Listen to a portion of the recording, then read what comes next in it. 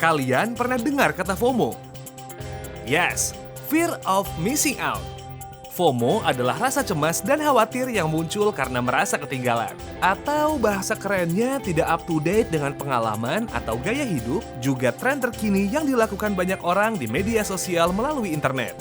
Penyebab FOMO sebenarnya bisa banyak banget. Bukan hanya tidak up to date soal tren, tapi bisa saja hal sederhana seperti tidak ikut kumpul bersama teman-teman karena ketinggalan info dan mengetahui kegiatan tersebut justru dari story jejaring sosial misalnya. Ciri-ciri fear of missing out. Aku takut orang lain memiliki momen lebih menyenangkan daripada aku. Aku merasa kesal kalau melewatkan waktu berkumpul bersama teman. Aku jadi cemas saat teman-temanku bersenang-senang tanpa aku. Sangat penting bagiku untuk bisa mengerti candaan yang hanya dipahami di dalam kelompokku. Penting buatku untuk berbagi ke media sosial ketika aku ada di momen yang menyenangkan. Terkadang aku bertanya-tanya, apakah aku menghabiskan terlalu banyak waktu untuk mengikuti apa yang sedang terjadi. Nah, aku mendapatkan indikasi FOMO di keluarga hantuku nih. Lah, kok hantu? Gimana enggak? Oke, kita mulai dari ciri FOMO pertama di keluarga hantu. Prita, adik pertamaku, 20 tahun, mahasiswi jurusan fashion designer. Hobi belakangan ini adalah scrolling sosial media. Alasannya sih cari referensi dan harus selalu ngikutin tren fashion. Kerap kali aku lihat Prita sibuk merekam dirinya. Tuh, dia sedang mencontoh gaya video yang sedang viral. Waktunya juga habis untuk menonton konten video teman-temannya di jejaring sosial. Tanpa sadar, udah larut malam. Nah, kalau ini, Andre, adik keduaku, 17 tahun. Si gamers yang sering memenangkan kejuaraan games online. Salut juga sama keahliannya. Kelihatannya, dia tidak pernah berhenti berlatih. Kalau ada yang manggil dia nih, sudah pasti nggak kedengeran. Kita coba. Andre? Tuh kan, dia nggak denger sama sekali. Saat kumpul keluarga, tetap bermain game. Di kamar juga main game sampai ayam berkokok. Ciri-ciri FOMO juga terjadi di adikku paling terakhir. Nah, ini Bunga, 13 tahun. Siswi SMP yang hobi mengulas berbagai macam hal yang sedang tren. Saat sedang tren kamera Polaroid, dia pun mengikutinya. Tuh, dia sedang live di jejaring sosial. Dan followernya, ya ampun, banyak banget. Dibandingkan aku, kalah jauh.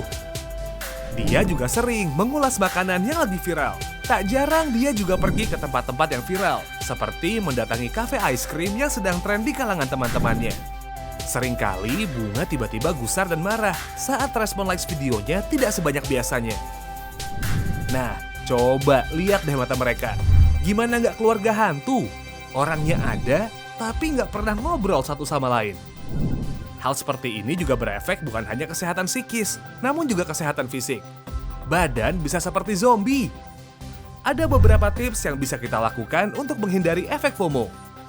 Yap, puasa jejaring sosial itu juga perlu loh. Mengurangi akses ke media sosial yang dapat membuat gangguan FOMO ini menyerang kembali. Bahkan kamu juga dapat menonaktifkan akun untuk sementara waktu hingga merasa lebih baik. Ganti dengan kegiatan outdoor, seperti olahraga misalnya. Kamu juga dapat memulai aktivitas dengan menulis jurnal harian. Ketika bangun pagi, sebelum melakukan aktivitas, kamu bisa tulis di jurnal kesayanganmu tentang hal-hal yang ingin dilakukan.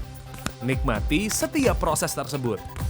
Cara ini juga dapat membuat kamu lebih menghargai segala hal yang dimiliki tanpa membanding-bandingkan dengan orang lain. Kamu tidak harus memenuhi segala keinginan yang terlintas di pikiranmu. Buatlah prioritas dari apa yang sangat kamu butuhkan hingga yang sekadar keinginan. Salah satu cara untuk atasi FOMO adalah dengan selalu fokus pada kelebihan yang dimiliki diri sendiri dibandingkan kekurangan. Contoh, mungkin sebenarnya kamu suka banget masak dan bisa menambah skill memasakmu. So, lakukanlah.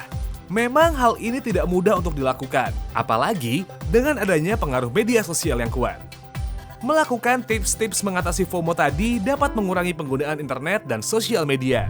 Dari cerita ketiga adikku, kita lihat ada positif dan negatif dari ketergantungan bermain internet. Tidak ada yang salah dengan penggunaan teknologi, hanya saja porsi dan cara menyikapi teknologi ini yang perlu diperhatikan. Setelah berhasil mengelola porsi penggunaan internet, semoga menemukan sesuatu yang membuatmu gembira saat membuka media sosial kembali, tanpa rasa khawatir dan ketergantungan.